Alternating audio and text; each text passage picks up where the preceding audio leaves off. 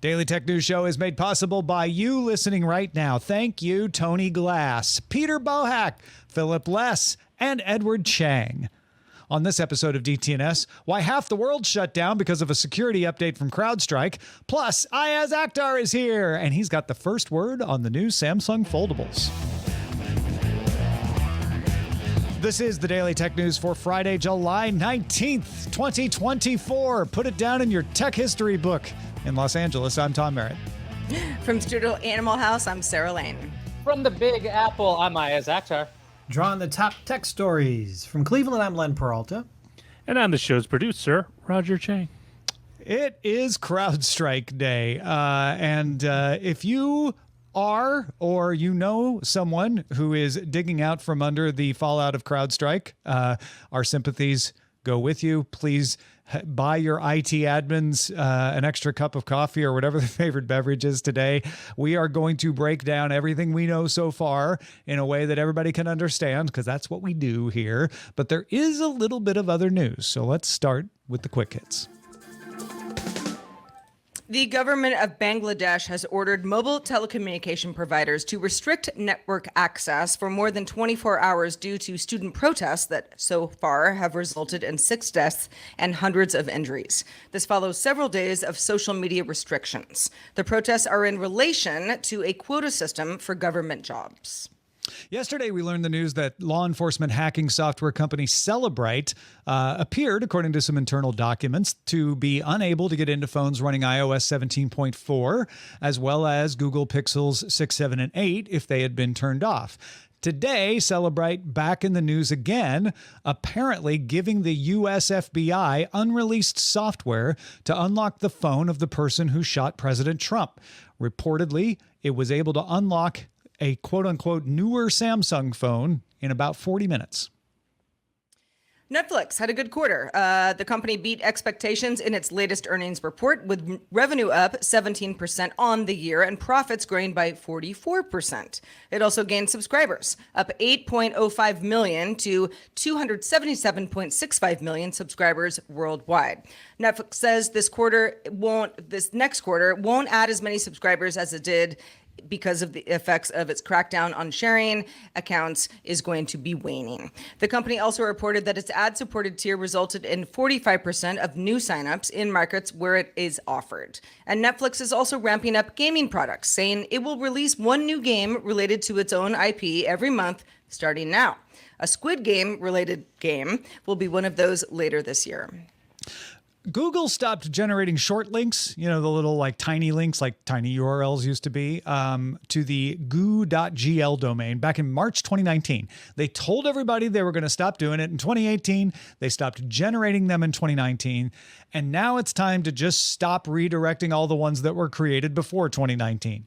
So on August 25th next year, August 25th, 2025, Google is going to stop redirecting existing links from its own short URLs.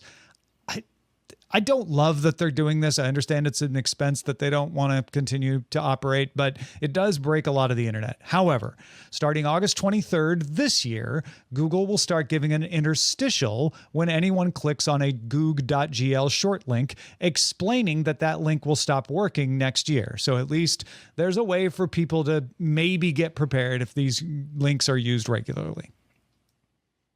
Many of us, certainly on this panel and listening now, might have had a Sony Discman back in the day, a portable CD player. If you missed that Discman, or you just want to go retro and have something similar, a Chinese company named FIO, FIO, is releasing a new portable CD player called the DM13. So for $179, you can play CDs on the go with support for Bluetooth wireless headphones. Also has a 3.5 millimeter wired headphone jack, as well as a 4.4 millimeter balanced wired headphone jack. It also has USB connection to integrate it into a digital sound system if you want to get cray-cray. The battery goes about 8 hours of playback on a charge, and it can play standard CDs as well as MP3s, FLACs, WAVs, AACs, WMA audio files burned onto a CDR. Man, it's like 2001 all over again. If FIO sounds familiar, it also showed a portable cassette player at CES back in January. I love that. I'm so glad that that's back. All right. Before we dig into the explanation, where were you when you heard about the CrowdStrike bug? Sarah, Iyaz, do you remember where you were? I was asleep. When you heard about it, you were asleep? Wow. Well, I was asleep, and then my Slack channel with a lot of people on the East Coast were all abuzz, when I woke up, and I was sort of like, "What in the heck?" Okay, all right, let's get into it. Yeah, big deal. Yeah, I was on Reddit, and of course, it was a Simpsons post that got me about it. It was big fat Homer, and he was hitting a stick, and it said, "What's going on at Microsoft right now?" So I looked into it, and it wasn't Microsoft directly, but I did find out about the story that way. All right. I actually was listening to the BBC World Service flash briefing, and it was their top story. My dog usually gets me up early, which would have given me a jump on this story. But today, the dog decided to sleep in, so I was running a little behind. If you want to know a little more of the details of what happened, early Friday, starting in Australia, Windows computers at large companies began seeing the old blue screen of death and were unable to reboot. That outage spread as the sun came up in Asia, Europe, and the Americas. The blue screens were caused by a faulty update to CrowdStrike's Falcon sensor, which is an enterprise security product. An update was pushed around 4:09 UTC on July 18th, so that's just after midnight Eastern time. At the same time, Microsoft reported an Azure outage for a cloud region covering the central US because of a configuration change. That is now resolved. Really only temporarily affect some Microsoft 365 stuff, but it was unrelated to the CrowdStrike bug and the blue screens. But for a while, it confused the issue. People thought it was the same thing. So this affected Windows. It did not affect anything from Microsoft. When I'm talking about the CrowdStrike, there was an Azure bug that kind of came and went pretty fast. That has nothing to do with this. The CrowdStrike bug, however, because it caused servers and client computers at large enterprises to go down, and because CrowdStrike is very popular and used in a lot of places, affected airports. It affected airlines, causing planes to be grounded. In fact, the US FAA did a ground stop at one point just to sort out the chaos caused by the outage. It also affected banks, hospitals, transport services, media. Sky Media went off the air briefly. Several other broadcasters went off the air briefly. Shops had to close. Starbucks, which is, I'm only bringing it up because it's so huge and you'd think would be a little more redundant, had to close stores because it was unable to take orders because of the outage. All right, so let's talk a little bit about what CrowdStrike Falcon sensor is. It is what is called an endpoint detection and response piece of software, or EDR. It proactively monitors a computer's operations, and if it detects malicious activity, attempts to shut it down. So this is more sophisticated than a virus matching thing, right? That's just a table of definitions it looks like, or it looks at. What CrowdStrike Falcon sensor does is look at internet communications, what programs are running, what files are being opened, and if it detects what it thinks is malicious activity, it shuts it down. It has to be privileged software to be able to do that. So it is given, with approval by Microsoft and the user, access to internal systems not usually granted to other programs. It is a kernel level driver, if that means something to you. It is basically means it's integrated into the core of Windows. If it detects an unusual pattern, it has the power to unilaterally shut down communication. That is good for security. Falcon is one of the top EDR providers, meaning it's used by a lot of companies, meaning it affected a lot of the world when this bug happened. It's not usually used by consumers. So if you're like, well, it didn't happen on my PC, it might have happened on your work PC, but it would not likely have been on your home PC. If you're a company admin, Godspeed, my friend. We are cheering for you today. CrowdStrike has about 29,000 corporate customers worldwide, so that's a large footprint. It is famous for catching the attackers who tried to break into the Democratic National Committee networks in 2016. It is the company that gives hacker groups the names that have animals in them, like Fancy Bear, Charming Kitten, Gothic Panda. You may remember that CrowdStrike had a Super Bowl ad this year. So it's big, and it affected a lot of companies. Why did it happen? We have not got technical details from CrowdStrike yet. I am very curious what their explanation will be. but something in an update to Falcon Sensor caused Windows to crash and fail to reboot. A lot of good theories out there. Some of them I look pretty likely to me, but we don't have the official word on this yet. And one thing I want to say to fend off some of the usual knee-jerk responses is CrowdStrike almost certainly did test this update before deploying it. Not all bugs show up until they're pushed at scale. It'll be interesting to see why this bug didn't show up in tests.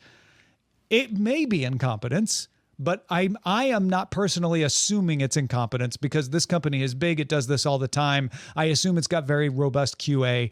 Maybe it'll come out that they missed it, but I'm not considering that the most likely situation. This seems to be a unique set of circumstances that were unanticipated.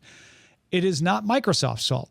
Sky Media, which I understand is very annoyed at being knocked off the air, is calling for Microsoft's head, their attractive punching bag. And I wouldn't rule out that maybe there is something in Windows that CrowdStrike was unaware of that caused that. I think that's a smaller percentage chance, but it's a chance. But I wouldn't jump to that conclusion either. All right, so what do you do to fix this? Well, those of you who are trying to fix this already know, I'm sure, but for those who don't, and you might be curious, CrowdStrike issued a patch at 527 UTC. So remember, 409, the bug got pushed. By 527, they had a patch. Rebooting your machine is supposed to trigger a download of the reverted channel file that would overwrite the buggy one and cause everything to go back to normal. That is not always working. Microsoft says keep trying. It can take up to as many as 15 reboots for this thing to kick in. However, sometimes it just doesn't. If that doesn't work, reportedly, Microsoft recommends restoring the system to before 409 UTC, July 18th, before the buggy version was patched. Then you can accept the fixed patch. So yeah, so there's your second thing is like try rebooting 15 times. If that doesn't work, then do a restore point. But that's not always working. So if it doesn't, you can manually delete the buggy update. You have to reboot into safe mode or Windows recovery mode, go to the CrowdStrike directory and delete a file called C000000291star.syst. You delete that, then reboot, then you'll get the patched file. You're all good. However, if you're in the situation where you have to do that and you're doing a fleet or a remote server data center, that's not something you can do remotely. Virtual machines and remote servers cause a particular challenge here. Plus, the wide nature of the outage is causing some interesting issues. There's one listener of DTNS who's among many who noted that you need your BitLocker keys to decrypt the drive to get it to boot. But if your recovery server, if you're using a recovery server for your BitLocker keys is down because of the CrowdStrike bug, well, you can't get the keys to unlock the drive. So a lot of people are tearing their hair out about stuff like that. This was not a malicious attack. I don't see many people saying it was, but I just want to underline that. It is, however, comparable in its effects to malicious attacks. Like the other things that are as big as this are not Petya, WannaCry, actual malicious attacks. Security consultant Troy Hunt apparently said, basically what we were all worried about with Y2K, except it actually happened this time. XKCD put a lighter note on it with a comment that said, you can just say everything's on hold today because of the CrowdStrike thing, and people will probably believe you no matter what's going on. But this is big. I don't even feel like we have to give the disclaimer about how we don't usually report on outages. This is so big, and people are still dealing with it. Not all the systems are able to come back online yet. Yeah, as I mentioned before, when I woke up this morning, some friends of mine, one friend in particular, was stuck on the tarmac for a while, coming back from wherever he was coming back from, back to LAX, and was like, yeah, it was weird. We didn't know what was going on, and they were just holding us. And then when we got back into the terminal, we saw that all the computers had been knocked offline, and it was very strange. He had been on a red eye, so he's already kind of like bleary-eyed and just sort of like, what's going on? What's happened in the world type thing. And a few other folks that I know who have been traveling have either just, been stuck wherever they were or not able to go wherever they were going. The travel thing, And I know it's more widespread than that, but the travel thing seems to have been a real big disruption. Yeah, it's probably one of the more obvious ones. Iyaz, what's your take on this? Yeah, what you were just saying, because it actually affects people who are going to travel. Or like I was reading MSNBC a lot this morning, and one of my favorite things was like, the New York DMVs weren't working properly. It's like, do they ever? But that's not the point. That's not the point when it comes to payments on the DMV. The thing is, if it affects your normal day-to-day life, I mean, on people's personal computers, this wasn't an issue. And luckily, this was a corporate sort of issue, so that there was IT departments out there trying to fix this from the beginning, sophisticated parties who understand what to do instead of going into a full panic. I know MSNBC was also reporting about how the stock was taking a hit for CrowdStrike. Let's get something straight, folks. None of us, at least I don't know about you guys, but a lot of us haven't heard of the company before, and they push out updates all the time. So the fact that it affected anything, and we actually even saw what was going on, it might be because it's a Friday and it's a slow news day. It could also be because Apple and Google aren't doing anything huge today. But generally, the impact on consumers and regular people who could not travel, that will get them ticked off. And I'm really glad that the amount of misinformation out there so far does not seem to be like, there's no big bubbling up of like, oh, it's because of Tom's hat. It's not Tom's hat. Not this time.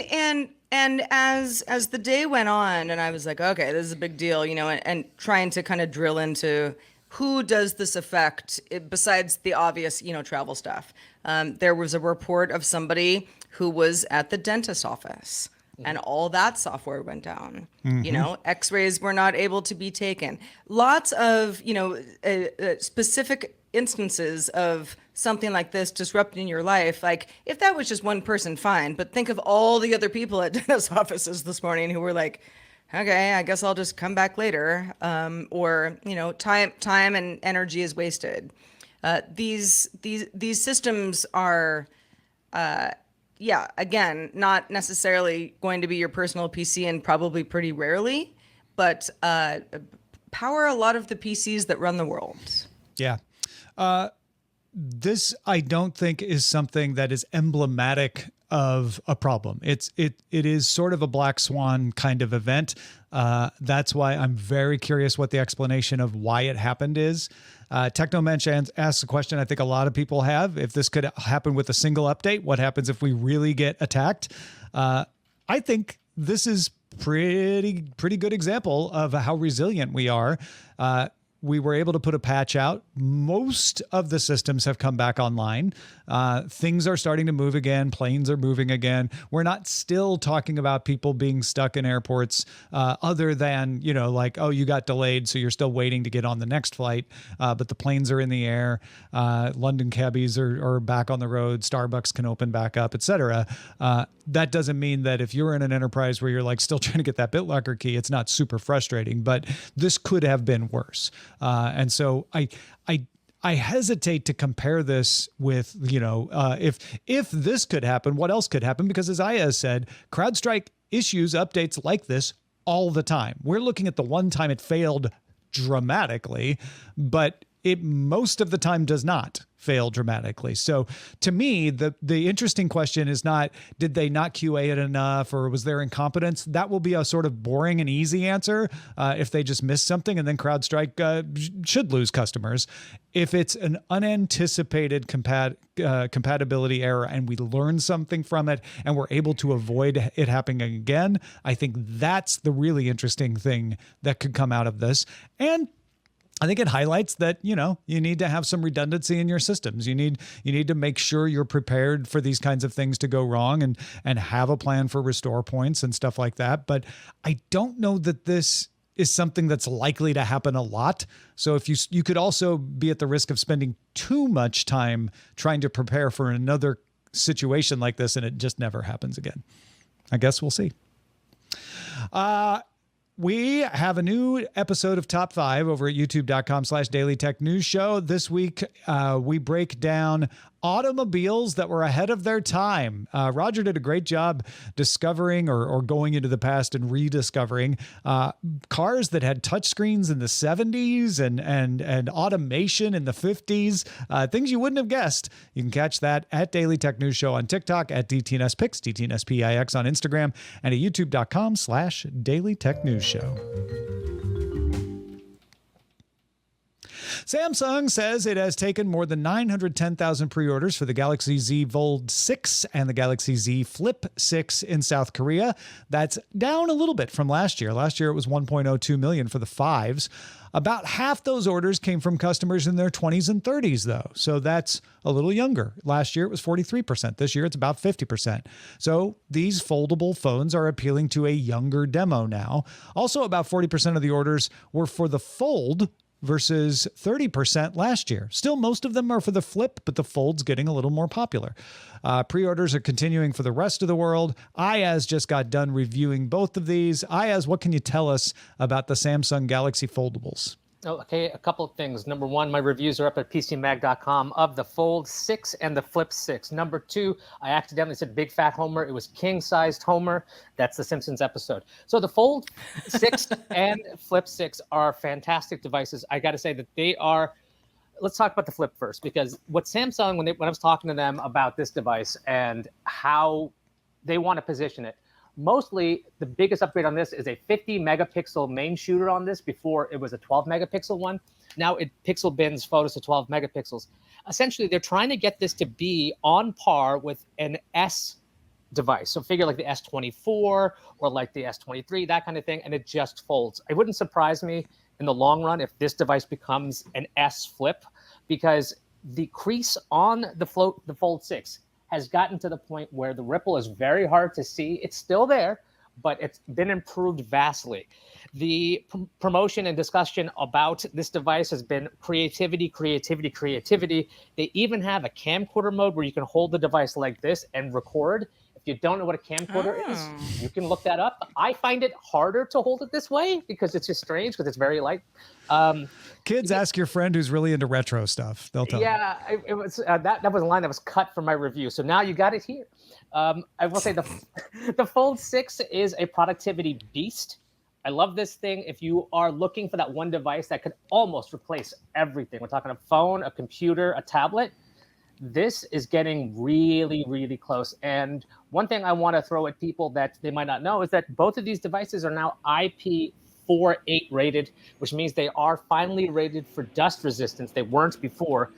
IP48 means that debris larger than a millimeter can't get into these. So you don't have to worry so much about putting it in your pocket or worried about, I know these are closed flats here, but I mean, there's still a microscopic gap. So things can get in there, but they're not going to get into the device. These are much more refined. The Fold's a hard sell at $1,899 to start.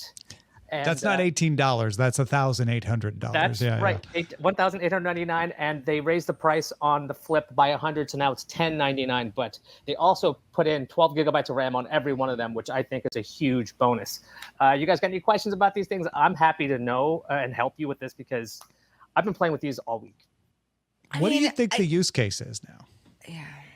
For which one? For either the Flip or the Fold. Okay, the Fold is for the person who does not want to keep syncing their devices. I know I have this problem. Like, did I have it on my phone? Was it on my computer? Was it on my tablet? It's all right here. So the problem this thing is trying to solve is, let's push the envelope on technology. The front screen is now wider than before. It's very, very small in differences. It's about a millimeter in width, but the screen itself is 3 millimeters. So if you like to do everything on one device that you can carry with you, the Fold is that kind of thing. The Flip is for people who really just essentially want a really large phone most of the time and just don't want to carry a large phone. A large phone. Yeah, when this is folded, it just feels, I mean, when I'm messing with the cover screen, it almost feels like an old retro, like handheld game. It's so tiny. And the one thing I don't like about it is that Samsung kind of hobbles or limits the software on the cover screen because they want the experience to be really good. It can only run a couple of apps, but you can use Samsung's own Good Lock software to install any app or use any app on this. So I think The small one's for people who want to have big phones in their pockets, and the big one is for people who don't want to carry a laptop in their pockets. Yeah, or a full-size tablet. Yeah, the Flip, and I think we were talking about this with Scott Johnson a couple of weeks ago when they were first announced, and just talking about just the, putting something in your pocket or a small satchel, if you don't have a big old purse kind of thing. And I don't like to walk around with that very much. Having that small device that, you can make it be a full-size phone, but for most of the things and notifications that you're getting, you can probably handle it with the cover screen. That makes a lot of sense. It's just a, it's an aesthetic thing more than anything else.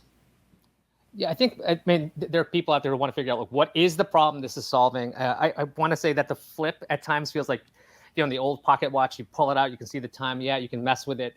It probably would go against people who like smartwatches, because you wouldn't really need a smartwatch. You already have a second screen over here. Would people wear this? I have not seen a person wear this yet. I'm waiting for that. I mean, I'm serious. Very large watch. Make it wrappable. But also, I mean, Samsung has been promoting the heck out of the Flip in general with BTS in Korea. So like TXT, actually. Oh, excuse me. Thank you. TXT. BTS, I think they're doing the S stuff. BTS is in the military, so they're not doing anything right now. Well, there you go. He's on top of K-pop. I'm not making a joke there. Yeah, so they have been doing a lot of promotion, showing off people shooting a video with it, their own TikToks and things with this device, because it also does have an auto zoom feature. So if there's a bunch of you can either zoom out or zoom in. It's really trying to go after creatives, kind of like, if you're really old, you'd be like, remember how Macs used to be for creatives? Like this Samsung thing is for creatives. The video stabilization on both, if you do take videos, the stabilization is amazing on the Fold 6 and very, very good on the Z Flip 6. They're very confusing names. It's almost like a gimbal. They're really quite impressive for how small and thin they've gotten. Very impressive devices.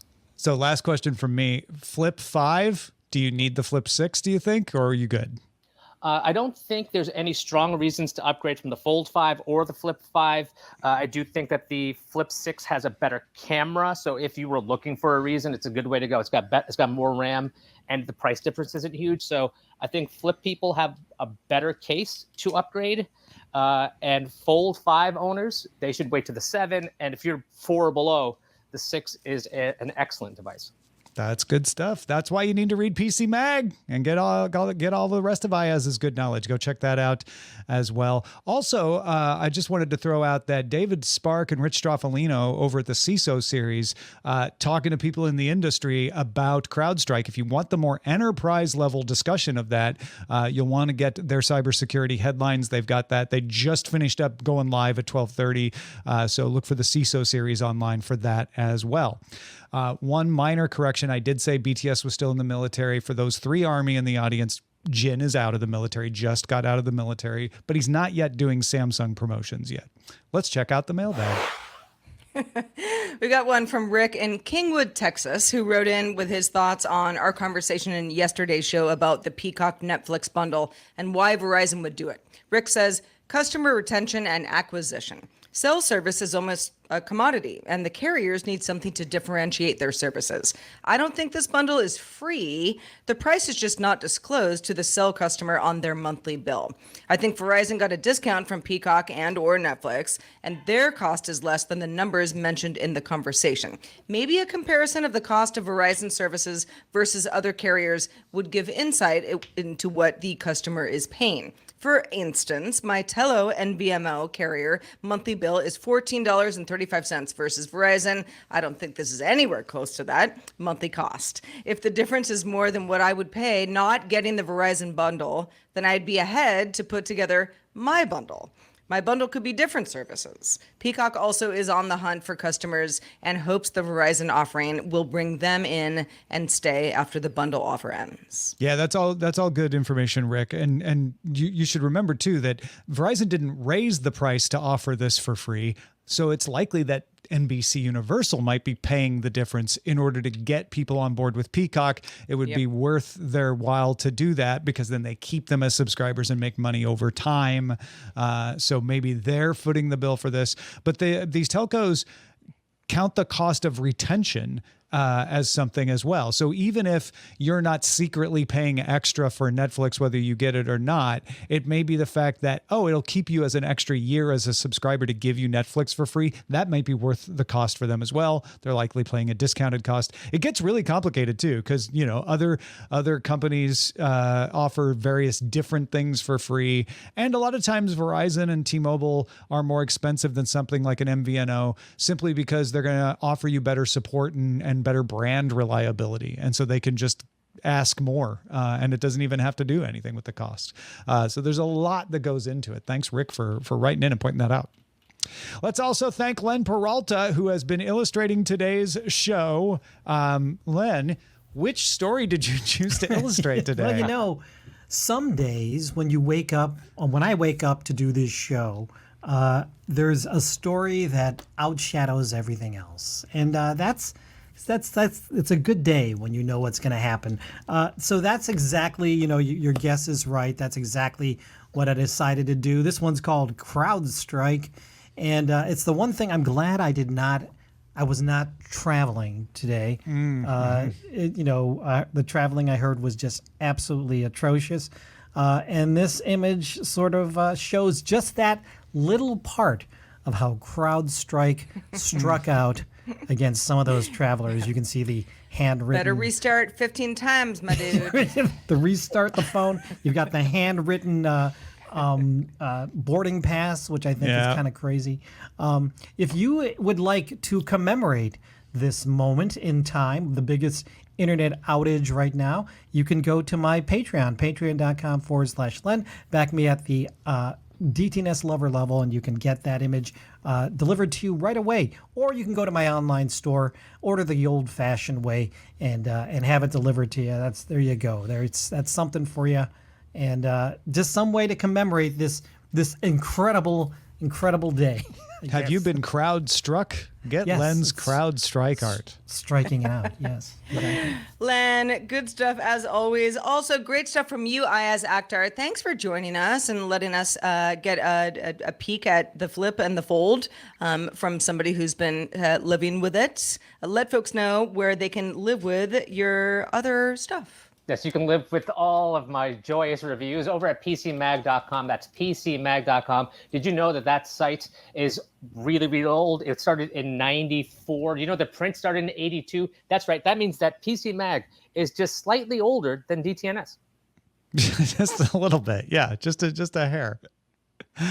Patrons, stick around for the extended show, Good Day Internet. We may have more to talk about with CrowdStrike, as a matter of fact, but it's also Friday, so we're going to try to take your and our minds off of all the trouble with the great GDI debates. Phones versus smartphones. Who would you call? And have smartphones made us incapable of cooking for ourselves? Stick around for the great debates if you're a patron right after this.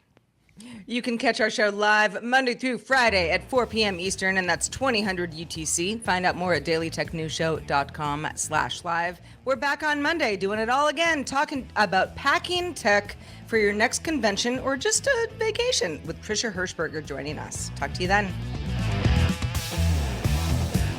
This week's episodes of Daily Tech News Show were created by the following people: host, producer, and writer Tom Merritt, host, producer, and writer Sarah Lane, executive producer and booker Roger Chang, producer, writer, and co-host Rob Dunwood, video producer Joe Kuntz, producer at large Anthony Lemos, Spanish language host, writer, and producer Dan Campos, science correspondent Dr. Nikki Ackermans, social media producer and moderator Zoe Detterding, our mods: Beatmaster, W. Scottus1, BioCow, Captain Kipper, Steve Guadarrama, Paul Reese, Matthew J. Stevens, a.k.a. Gadget Virtuoso, and J.D. Galloway.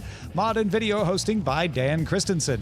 Music and art provided by Martin Bell, Dan Luders, Mustafa A., Acast, and live art performed by Len Peralta. Acast ad support from Tatiana Matias. Patreon support from Tom McNeil. Contributors for this week's shows include Shannon Morse, Chris Christensen, Scott Johnson, and Iyaz Akhtar. Our guest this week was Charlotte Henry. And thanks to all you patrons who make the show possible. This show is part of the Frog Pants Network. Get more at frogpants.com. Diamond Club hopes you have enjoyed this program.